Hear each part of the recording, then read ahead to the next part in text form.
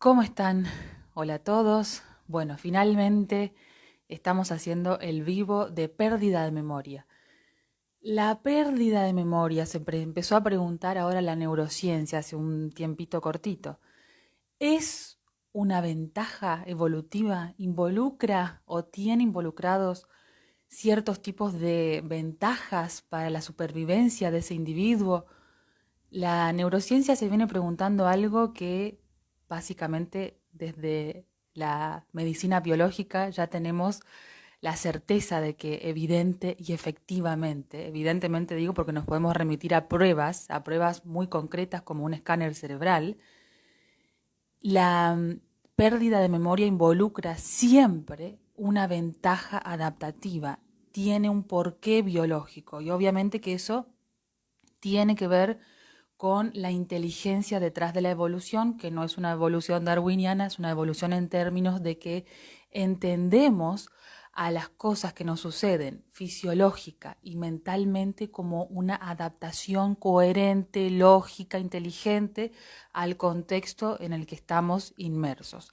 Es considerar el contexto y cómo nuestra biología en su totalidad se adapta con los recursos que tiene, que son sus órganos, son nuestras estructuras del comportamiento, son nuestros sistemas hormonales y en este caso la capacidad ejecutiva de la memoria como capacidad cognitiva también se va a ir modificando dependiendo del contexto en el que nos estemos manejando, de las condiciones de estrés a las que estamos siendo expuestos, y esa modificación en nuestra memoria tiene total sentido adaptativo en esas circunstancias.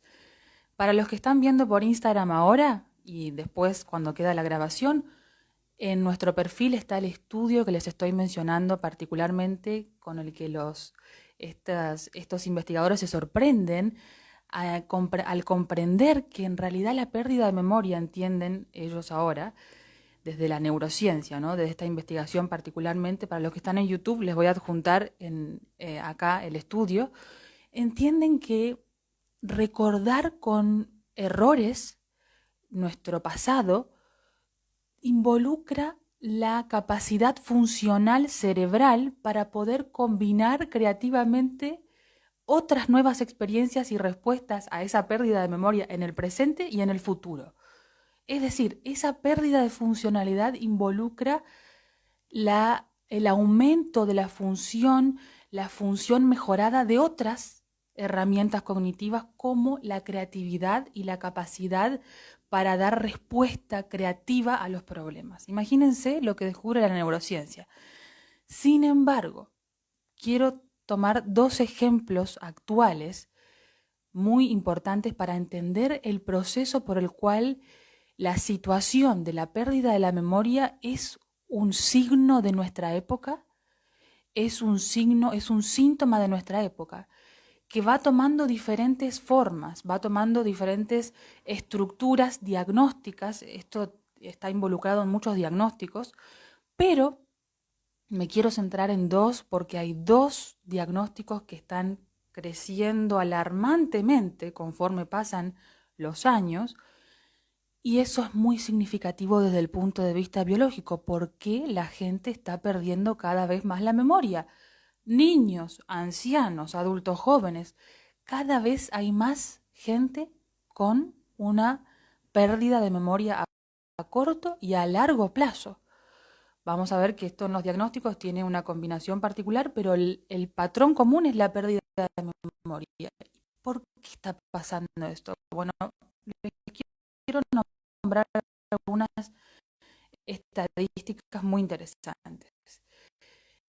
La edad respecto de la prevalencia del diagnóstico del Alzheimer. Vamos a hablar como ejemplos paradigmáticos el Alzheimer, que afecta al adulto mayor en mayor prevalencia, sí, con más prevalencia, y al TDA, que vamos a ver que afecta o está diagnosticado, el diagnóstico, esto que, bueno, que hay muchos autores que denuncian esto del sobrediagnóstico. Bueno, sobrediagnóstico o diagnóstico, hay un aumento de la realidad, de la sintomatología en niños que pierden la memoria y que estos se involucran en algunos diagnósticos como el TDA. Entonces, vamos a tomar al TDA y al Alzheimer como ejemplos paradigmáticos para entender qué está pasando en la sociedad, que se está expresando esto epidemiológicamente. Tenemos 65 años, la edad promedio mundial, cuando los niveles de Alzheimer empiezan a crecer alarmantemente. 65 años es la edad donde los números crecen exponencialmente respecto de este diagnóstico. En el 2015, a nivel mundial, teníamos 47 millones de personas con este diagnóstico de Alzheimer a nivel mundial. Hoy en día este número se ha duplicado y se estima, conforme crece el número de personas con este diagnóstico, que para el 2050 haya alrededor de 130 o 150 millones de personas. Eso nos da un total y un aumento de un 150% de la prevalencia de este tipo de situaciones biológicas acompañadas de los diagnósticos. Pero hay algo muy particular. Y esto sí es un dato de color muy interesante para analizar. Después, cuando analicemos las causas biológicas, los choques biológicos involucrados, les va a cerrar todo lo que les estoy contando. En el 2020, la cifra de TDA, de trastorno por déficit atencional con hiperactividad, se duplicó en mujeres. Hubo un aumento del 50% de mujeres diagnosticadas con TDA, con pérdida de la capacidad atencional en combinación con una situación de hiperactividad. Ahí tenemos muchos conflictos involucrados. Tenemos un conflicto territorial mínimo, y yo diría que mínimo 2, para que esta combinación de sintomatología esté presente. Una mujer con mucho estrés territorial.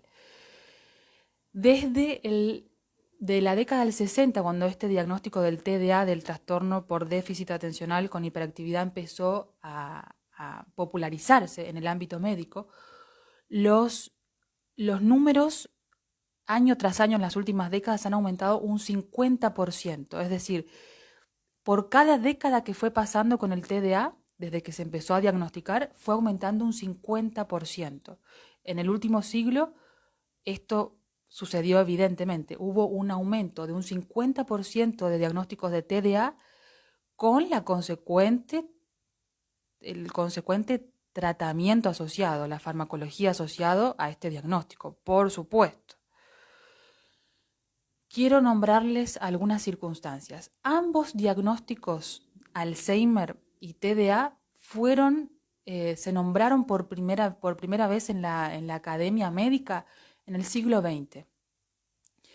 El siglo XX evidentemente no solamente se empezó a nombrar dentro de lo que es la nosología médica, se empezó a describir en los manuales de medicina, en los manuales psiquiátricos, a describir signos y síntomas asociados a estos dos diagnósticos, a estos cuadros clínicos del Alzheimer y el TDA, que involucran en ambos casos la pérdida de memoria a corto y a largo plazo. Recordemos que la atención es el primer eslabón involucrado en la memoria. Si yo tengo una memoria deficiente, voy a tener también una afectación de la memoria a corto y a largo plazo. Por eso les hablo de TDA en estos casos de la memoria.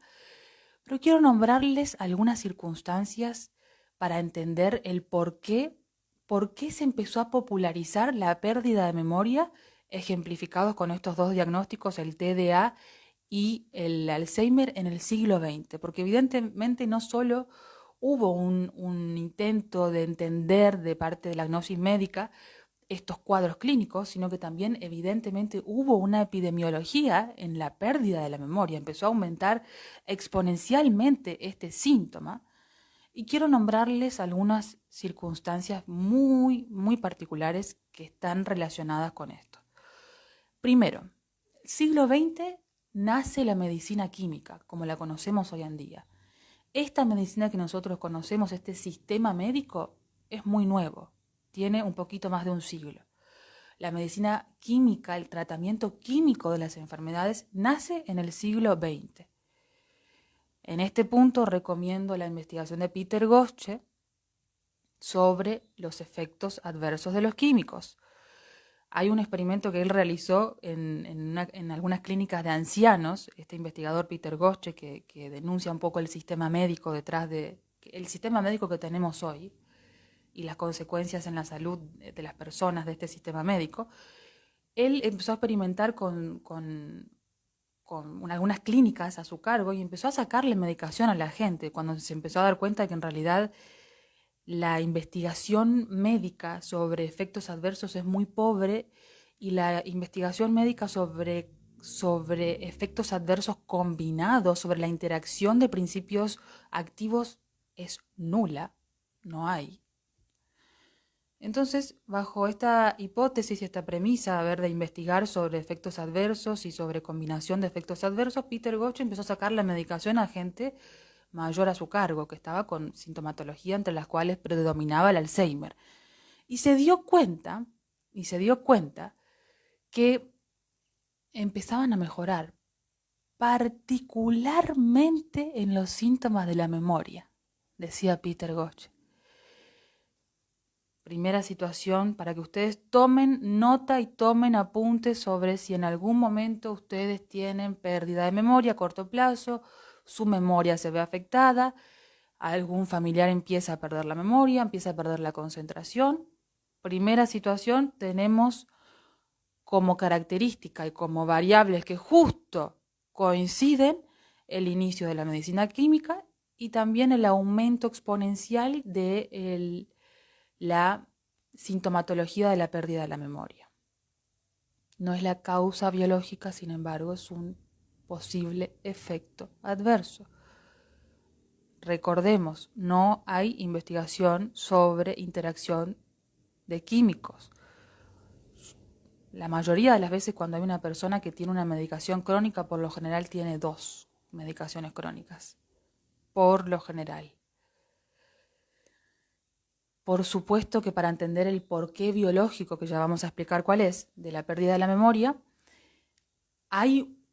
existen ciertos movimientos sociales, ciertos movimientos culturales, ciertos movimientos sociológicos, cambios profundos sociológicos en el siglo XX que están relacionados con esta sintomatología en su causa biológica de la pérdida de la memoria. Ahora vamos a ver por qué. ¿Cuáles son estos cambios más significativos? Bueno, evidentemente hay un cambio estructural en la dinámica de las familias, en la institución familiar. Y hay un cambio muy particular en la forma de administrar esos vínculos familiares y un cambio estructural en los territorios sexuales, en cómo se entienden los territorios sexuales y cómo se empieza a administrar el territorio sexual. Recordemos que en la década del 60 empieza todo el movimiento de, entre comillas, liberación sexual, porque en realidad no se liberó nada, se puso en otra jaula la gente, que hoy en día no la conoce muy bien, pero es otra jaula, les aseguro. Empieza todo este movimiento de la liberación, entre comillas, sexual, empieza el movimiento por cambiar, y digo el movimiento, pero en realidad es ingeniería, ¿no? Porque esto está ingenierizado, siempre hay intereses abiertamente expresados de modificar esos patrones culturales, de modificar los vínculos de la familia, de emancipar a la mujer de su casa, de cambiar por completo el rol que se tenía tanto de hombres como de mujeres en esa época. Esto evidentemente provocó y tuvo consecuencias biológicas. No es casual la pérdida de memoria. Ahora vamos a entender por qué, cuál es la causa biológica detrás de la pérdida de la memoria. Evidentemente también se empezó a escolarizar a los niños de manera sistemática y conforme fue pasando el tiempo en el siglo XX, a cada vez menor edad la escolarización. Vamos a hablar después de qué sucede a nivel biológico.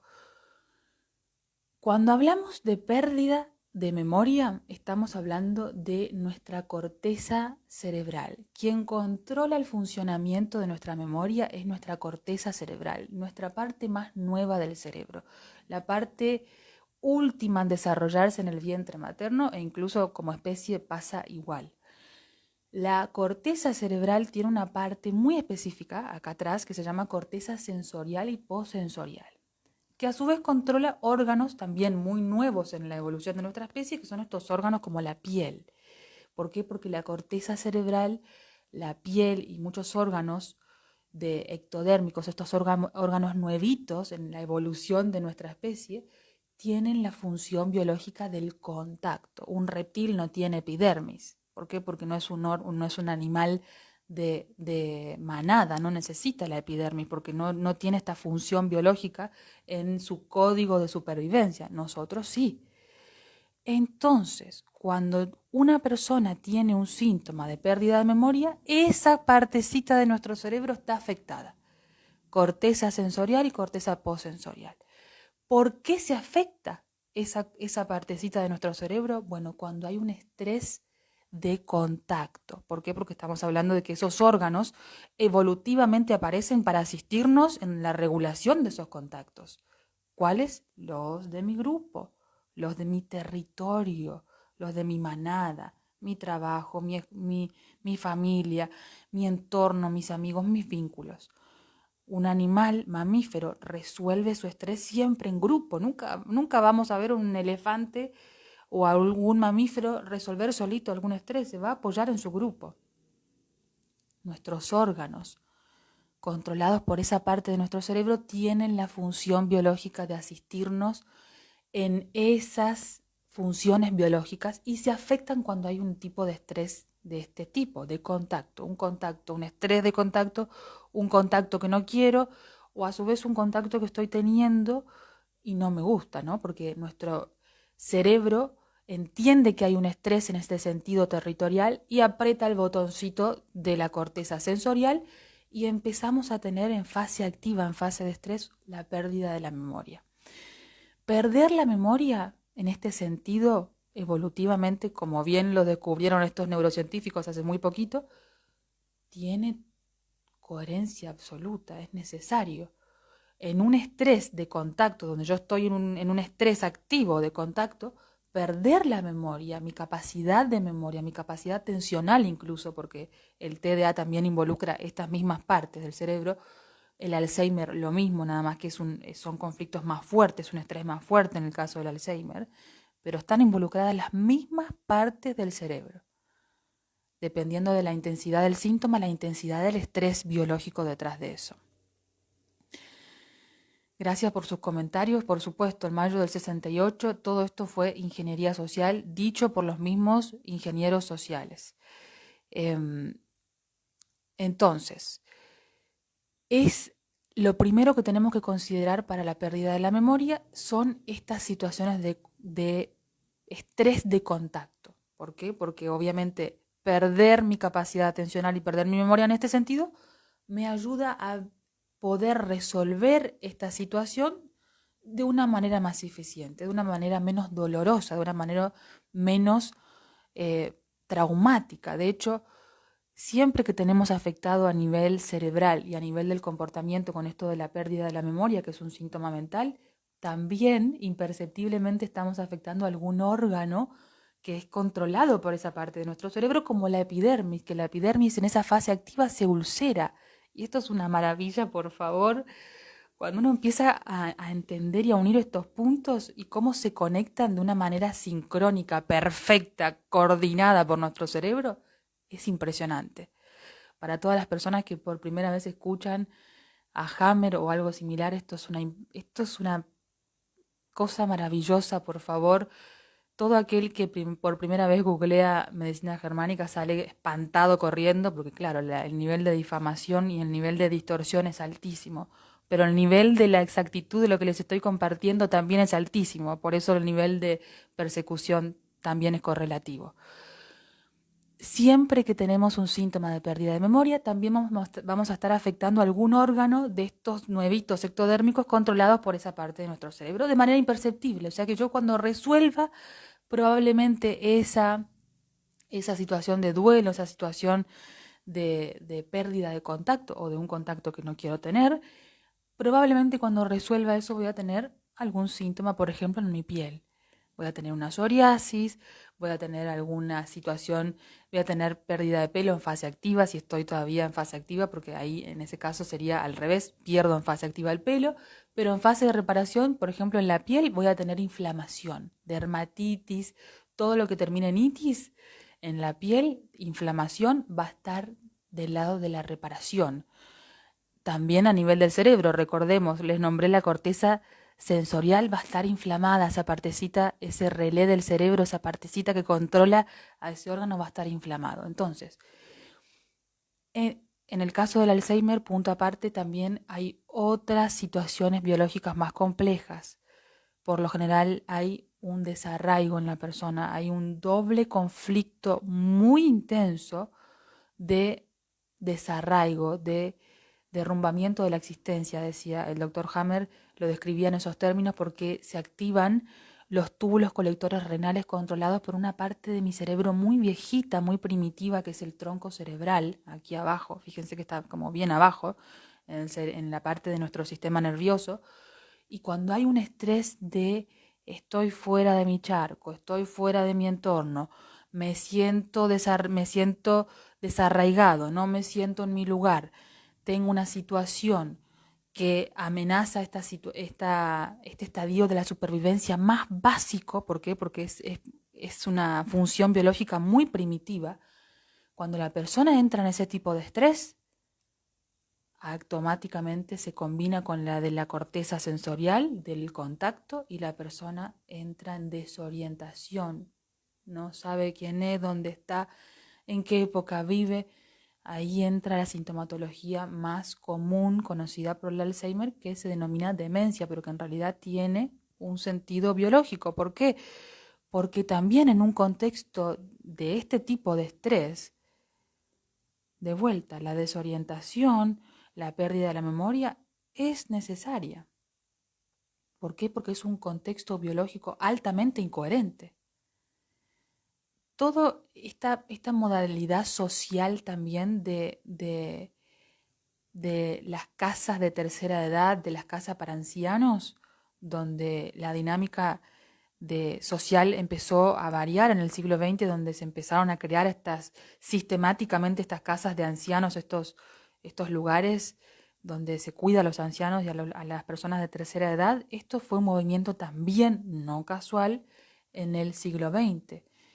¿Qué mayor estrés de desarraigo para una persona mayor que sacarla de su territorio, llevarla a un lugar que no conoce, desconocido? Esto no solo agudiza los síntomas que ya tenía la persona, sino que probablemente genere rápidamente un cuadro de Alzheimer.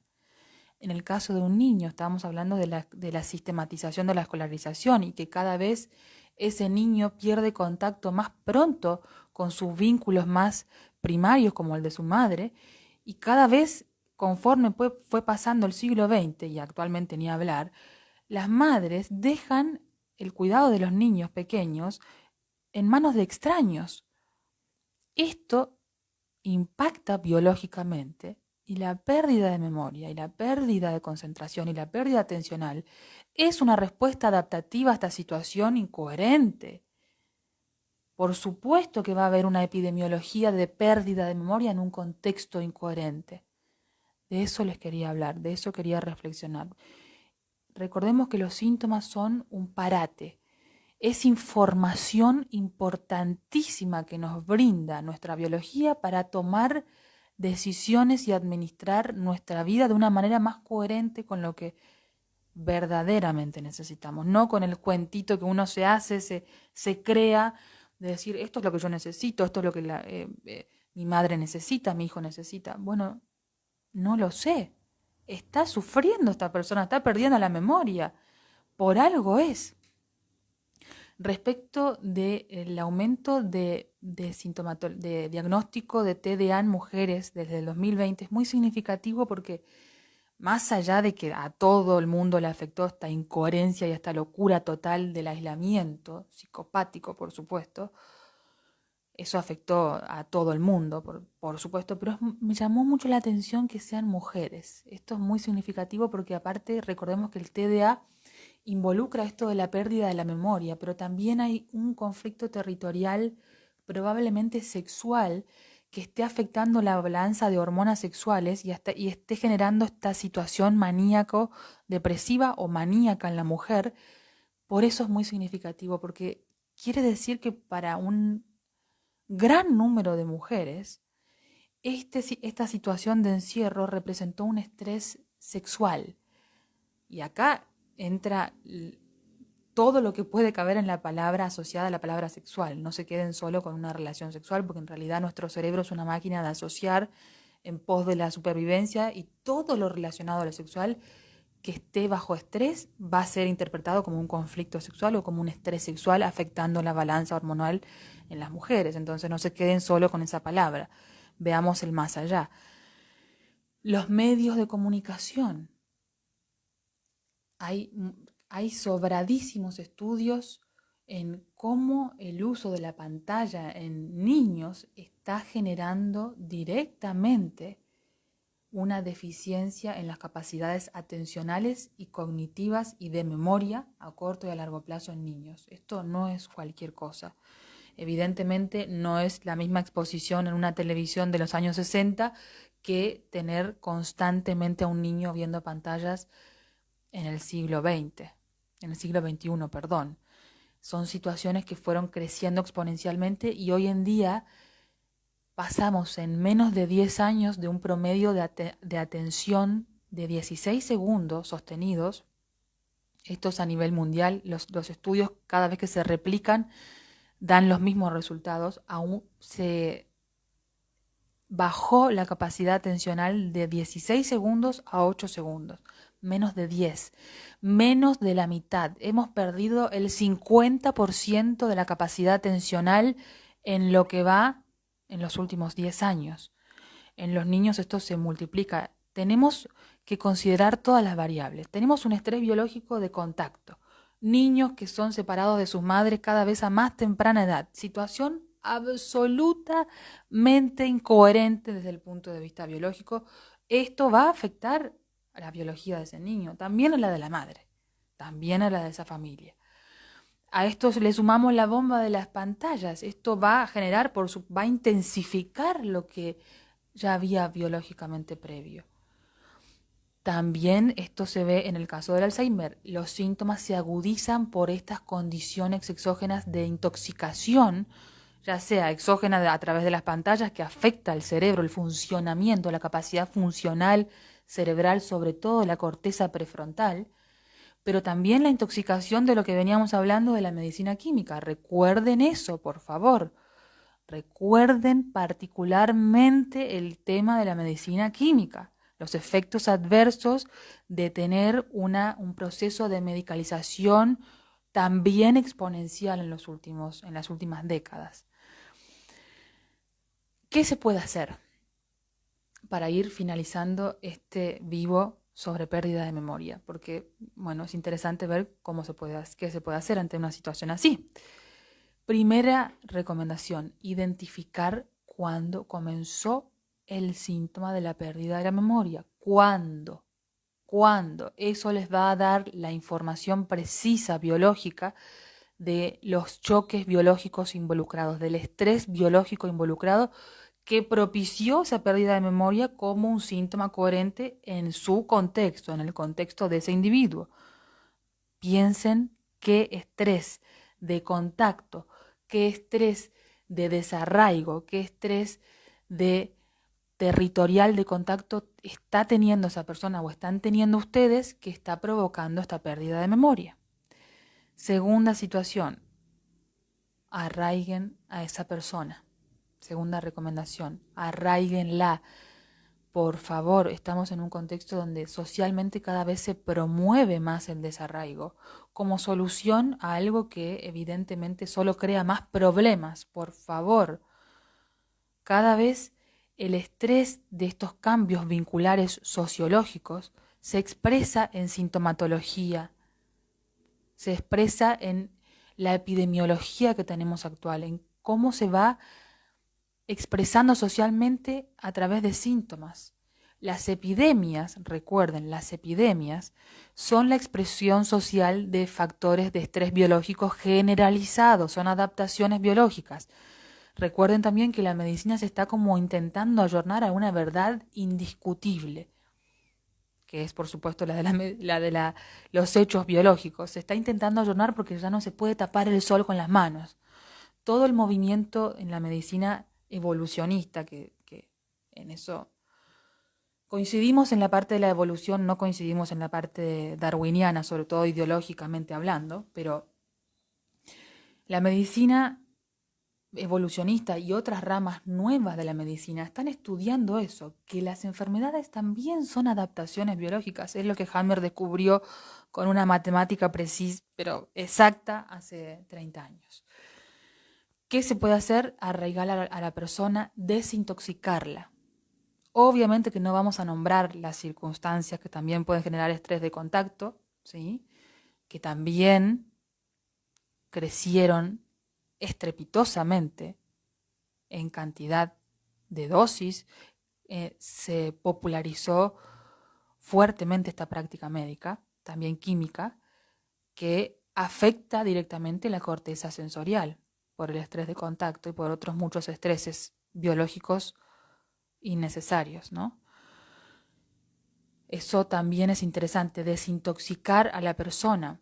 Desde el punto de vista alimenticio, todo el siglo XX y sobre todo la última parte con la modificación genética de los alimentos, evidentemente también estamos siendo expuestos a una cantidad alarmante de químicos que agudizan estos procesos biológicos previos, ¿sí? Los agudizan. En muchos casos, la agudización implica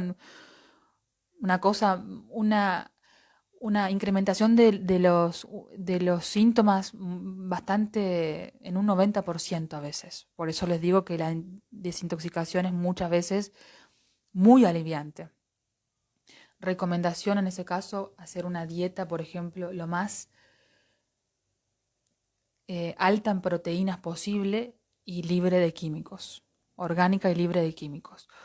Eso también hay muchas investigaciones dentro de la línea oficial incluso de que la dieta que mayor beneficio tiene para acompañar estos síntomas de pérdida de memoria, tanto en el TDA como en otros cuadros diagnósticos en niños y también en el Alzheimer, la dieta alta en proteínas, baja en carbohidratos y libre de químicos es la que mayor impacto positivo tiene en estos síntomas. Entonces, esas serían las 3 recomendaciones para poder abordar el tema de la pérdida de la memoria, un tema muy interesante.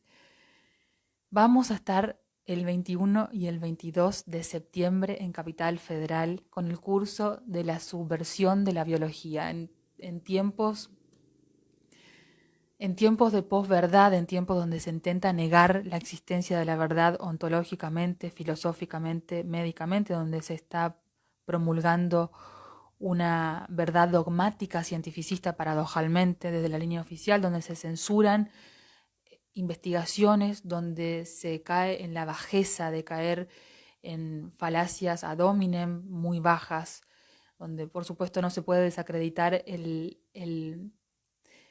método, sino que se intenta desacreditar a las personas. Eso es una forma muy baja de intentar crear confusión y de impedir que la verdad salga a la luz. En este contexto histórico entendemos que la biología, finalmente, comprender la biología, entender cómo funciona nuestra salud en términos biológicos es subversivo.